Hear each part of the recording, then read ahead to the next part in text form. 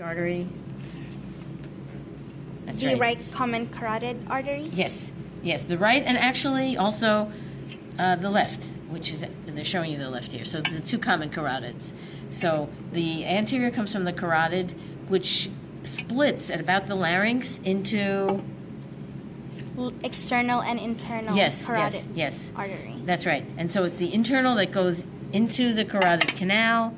Carotid canal. And comes out here and enters the brain, enters the cranium here through the carotid canal.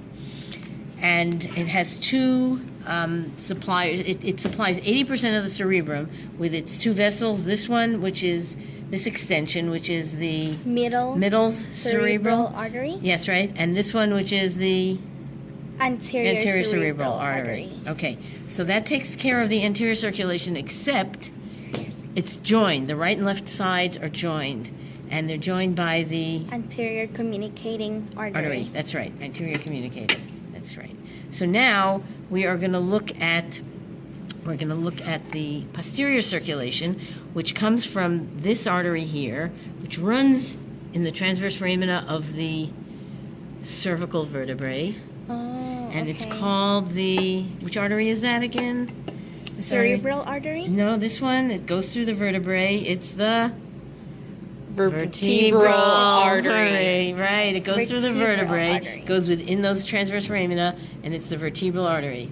So you've got one on each side, the two of them, they come up from, well, they don't show you this other one because they're busy showing you They nerves. cut it out. Yes, yeah, but here's the two vertebrals. They come up, they enter in through the Foramen magnum, and here they are, they've entered.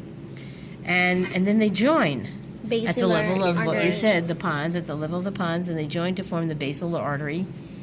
And then the basilar artery splits into the two Posterior cerebral arteries.